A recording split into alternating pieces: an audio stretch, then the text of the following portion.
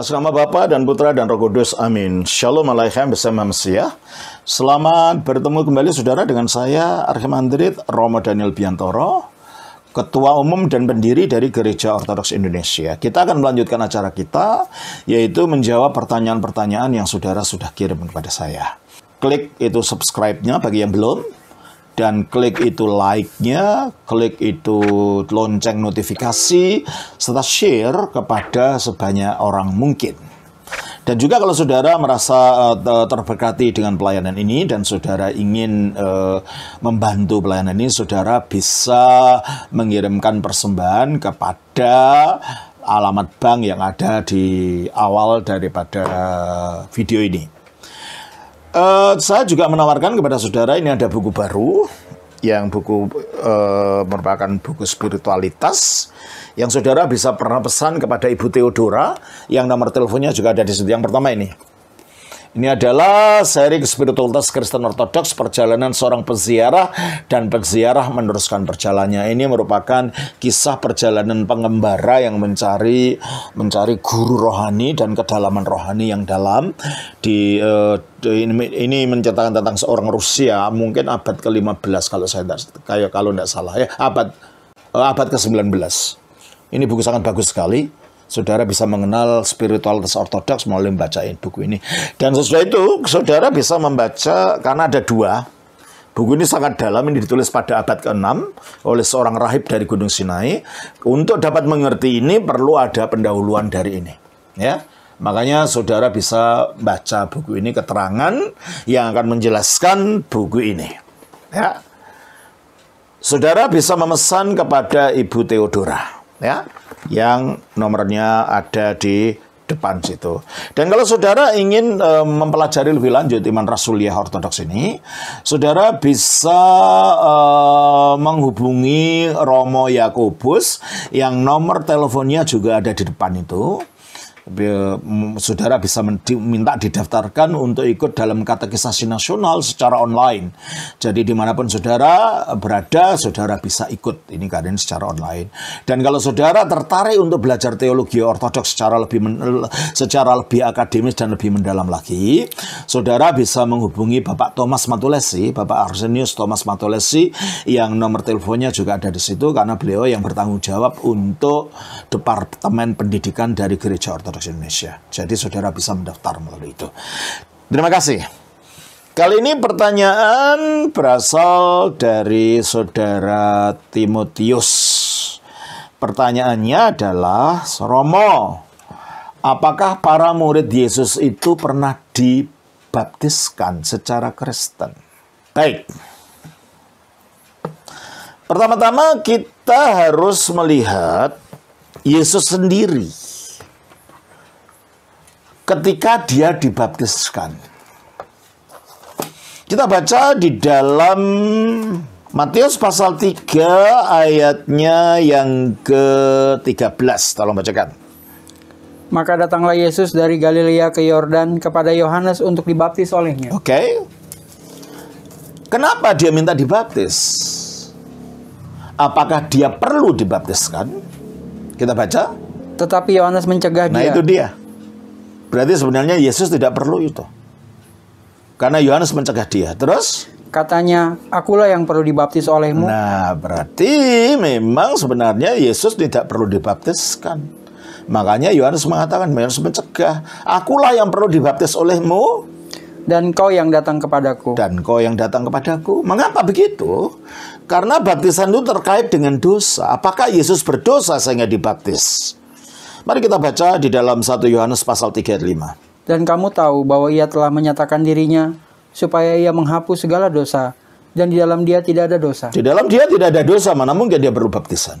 Kita baca dalam 2 Korintus pasal yang ke-5 ayatnya yang ke-21. Dia yang tidak mengenal dosa. Dia tidak mengenal dosa, mana mungkin dia perlu baptisan. Kita baca ke Ibrani pasal yang ke-4 ayatnya yang ke-15. Sebab imam besar yang kita punya bukanlah imam besar yang tidak dapat turut merasakan kelemahan-kelemahan kita. Sebaliknya, sama dengan kita, ia telah dicobai, hanya tidak berbuat dosa. Hanya tidak berbuat dosa. 1 Petrus pasal 2 ayat 21-22. Sebab untuk itulah kamu dipanggil, karena Kristus pun telah menderita untuk kamu dan telah meninggalkan teladan bagimu, supaya kamu mengikuti jejaknya. Ia tidak berbuat dosa. Ia tidak berbuat dosa. Terus? Dan tipu tidak ada dalam mulutnya. Berarti menurut kitab suci, Kristus itu tidak punya dosa, tidak ada dosa, tidak mengenal dosa, tidak berbuat dosa. Nah, karena baptisan itu terkait dengan dosa, tentulah Kristus sebenarnya tidak membutuhkan baptisan itu. Yang pertama.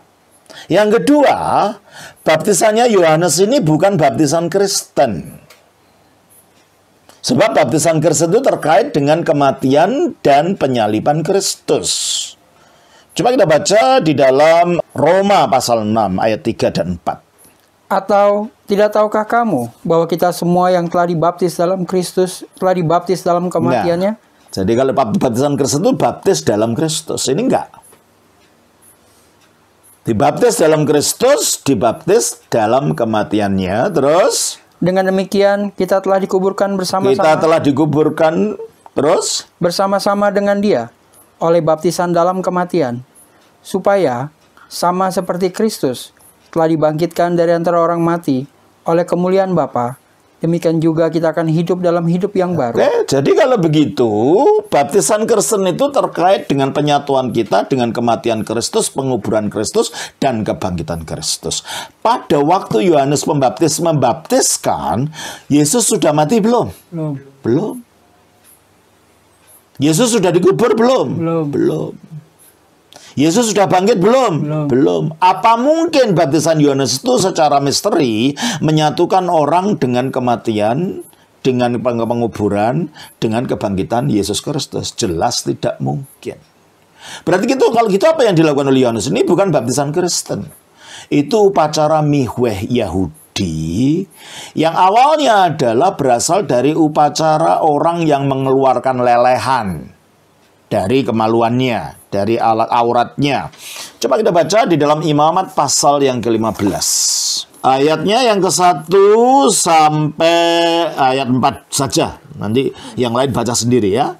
Coba kita baca ayat 1 sampai 4. Tuhan berfirman kepada Musa dan Harun, berbicaralah kepada orang Israel dan katakan kepada mereka, apabila aurat seorang laki-laki mengeluarkan lelehan, maka najislah ia karena lelehannya itu. Beginilah kenajisannya berhubung dengan lelehannya itu. Bila auratnya membiarkan lelehan itu mengalir, atau bila auratnya menahannya sehingga tidak mengeluarkan lelehan, maka itulah kenajisannya. Setiap tempat tidur yang ditiduri orang yang mengeluarkan lelehan itu menjadi najis, dan setiap barang yang didudukinya menjadi najis juga. Setiap orang yang kena kepada tempat tidurnya haruslah mencuci pakaiannya, membasuh tubuhnya dengan air, dan ia menjadi najis sampai matahari terbenam. Jadi orang yang laki-laki yang mengeluarkan air mani, entah itu secara sengaja atau entah itu karena penyakit atau tidak sengaja, tubuhnya menjadi najis. Sehingga apa saja yang tersentuh orang ini menjadi najis, dan orang yang kena kepada tempat tidurnya, dikatakan ayat 5, setiap orang yang kena kepada tempat tidurnya haruslah mencuci pakaiannya, membasuh tubuhnya dengan air, dan ia akhirnya menjadi diselamkan najis. kan, disucikannya. Jadi penyelaman itu adalah sebentuk penyucian, bentuk pembersihan. Demikian juga orang laki-laki yang ini, ayat 13 dikatakan, apabila orang yang demikian sudah bersih dari lehannya, artinya sudah tidak keluar lehan itu, ia harus menghitung 7 hari nah lagi 1 minggu lagi, untuk dapat dinyatakan tahir. nah lalu apa upacaranya apa? Lalu mencuci pakaiannya, Mencuci pakaiannya, membasuh tubuhnya dengan air mengalir, nah maka ia menjadi tahir. jadi pembasuhan untuk kenajisan secara fisik inilah yang disebut dengan mikweh. Ya. Dan kalau saudara tahu tentang kolamnya mikweh, tidak beda dengan kolam baptisan. Datanglah ke Manado, di Tondano. Di sana ada sinagoga Yahudi, ya. Rabinya teman saya, Rabi Yakob Baroh. Saya sudah berkunjung sana beberapa kali. Di sana ada itu untuk kolam mikweh itu, ya. Nah juga perempuan, ayat 25.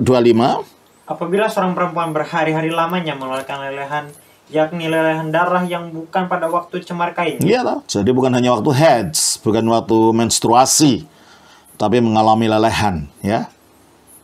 Lalu apa? Atau Ayat ya, langsung ayat 27. setiap orang yang kena pada barang-barang itu menjadi najis, dan ia harus mencuci pakaiannya, membasuh tubuhnya dengan air, dan ia menjadi najis sampai matahari terbenam. Terus? Tetapi jikalau perempuan itu sudah tahir dari lelehannya, ia harus menghitung 7 hari lagi. Sesudah itu barulah ia menjadi tahir. Terus ayat 29. Pada hari yang ke-8 ia harus mengambil dua ekor burung tekukur atau 2 ekor anak burung merpati dan membawanya kepada imam ke pintu kemah pertemuan. Ya. Jadi kita melihat orang ini harus mencuci dirinya, ya toh, melakukan pembasuhan, mempersembahkan korban, ya toh, kepada imam.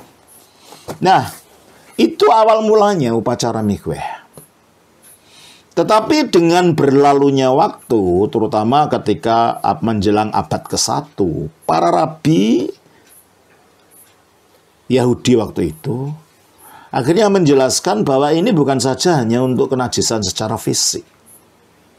Kenajisan rohani dalam arti dosa pun pengampunannya harus dilakukan melalui pembersihan tubuh, pengakuan dosa, dan itulah mikweh. Makanya ketika Yesus datang ke Yohanes, ini bukan baptisan Kristen yang didatangi. Ya, nama baptisan artinya diselaman, mikweh kan juga penyelaman, maka itu juga disebut baptisan dalam bahasa Yunani, ya tak? Ya, tidak mungkin lah ini baptisan Kristen, karena baptisan Kristen itu menyatukan orang dengan kematian, dengan penguburan, dan kebangkitan Yesus. Dan pada waktu ini terjadi, Yesus belum mati. Dan yang melaksanakan ini, Yohanes bukan orang Kristen, dia orang Yahudi. Jadi yang dilakukan adalah upacara pembasuhan, upacara pembersihan yang mikwehnya orang Yahudi itu. Terus, dari Matius 3 ayat yang ke-15, Lalu Yesus menjawab katanya kepadanya, biarlah hal itu terjadi, karena demikianlah sepatutnya kita menggenapkan seluruh kehendak Allah. Kehendak yang bagaimana yang digenapkan ini? Sehingga Yesus perlu dibaptis.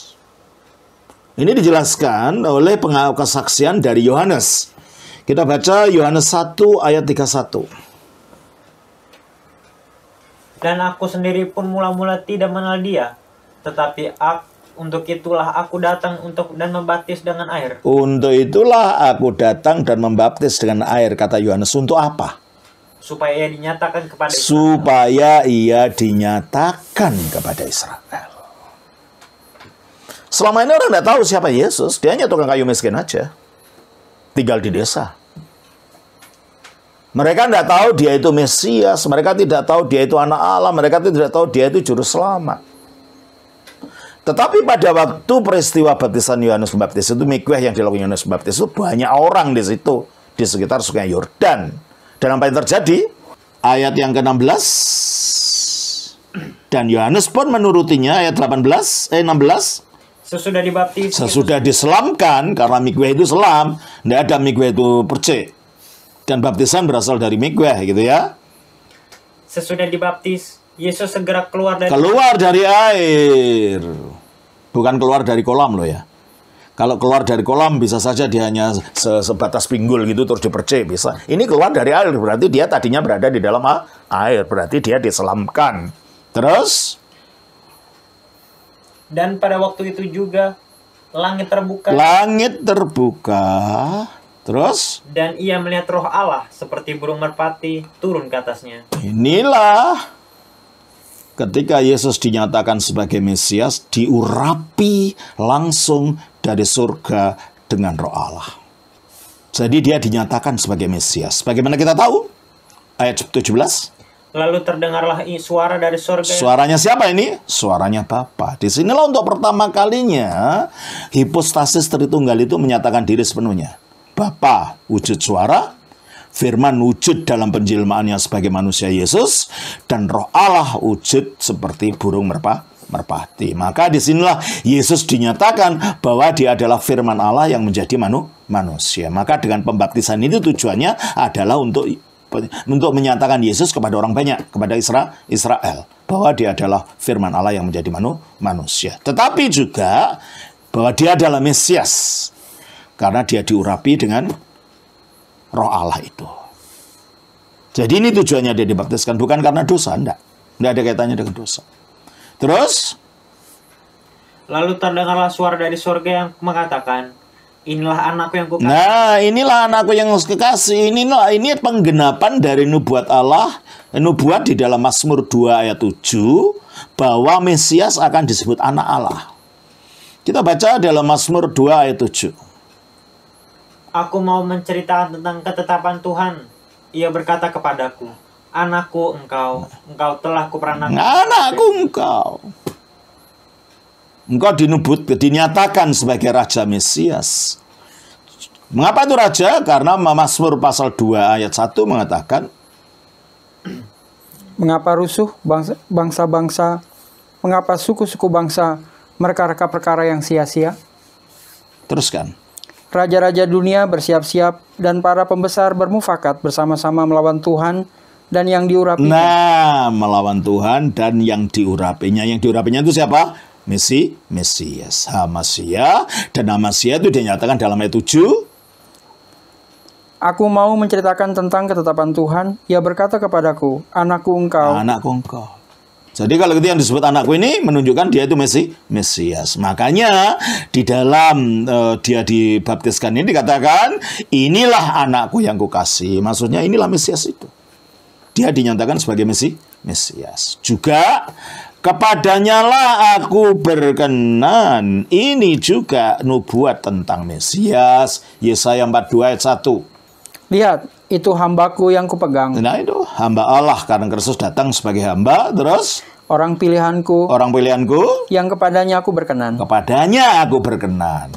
Terus aku telah menaruh rohku ke atasnya. Ya itulah makanya Roh Kudus turun ke atas dia. Jadi ayat 17 itu menegaskan Yesuslah Mesias itu yang menggenapi nubuat Mazmur 2 ayat 7 dan menggenapi nubuat dalam Yesaya 42 ayat 1. Dengan demikian, dengan dibaptisnya Yesus oleh Yohanes, upacara mikvah Yahudi itu berubah menjadi baptisan Kristen karena itu sudah diubah ketika Yesus dibaptiskan. Jadi jikalau Yesus yang membaptiskan sekarang, itu sudah baptisan Kristen, mengantisipasi nanti kalau dia mati dan bangkit sehingga orang yang dibaptiskan di dalam Yesus menyatu dengan kematian dan kebangkitannya. Nah, apakah murid-murid Yesus pernah dibaptis Yesus? Pernah. Coba kita baca di dalam Yohanes pasal yang ketiga.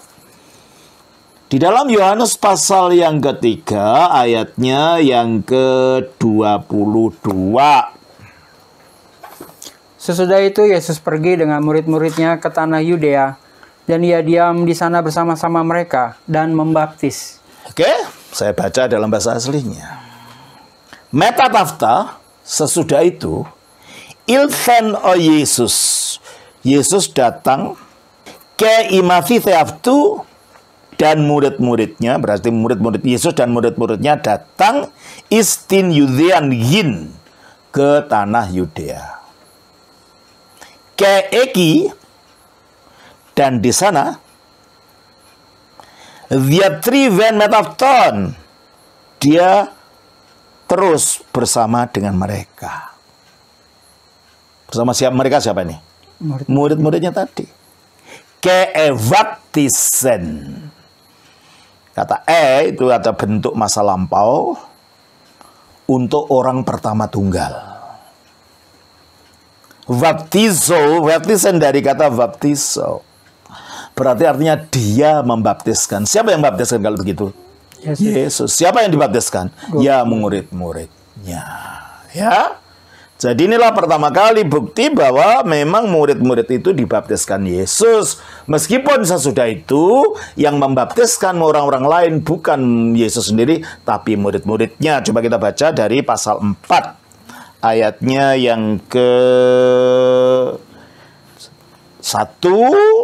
sampai 2. Ketika Tuhan Yesus mengetahui bahwa orang-orang Farisi telah mendengar bahwa yang memperoleh dan membaptis murid lebih banyak daripada Yohanes, Meskipun Yesus sendiri tidak membaptis, melainkan murid-muridnya. Gitu. Jadi waktu itu sesudah para murid dibaptis, murid-muridnya lah membaptiskan orang-orang berikutnya.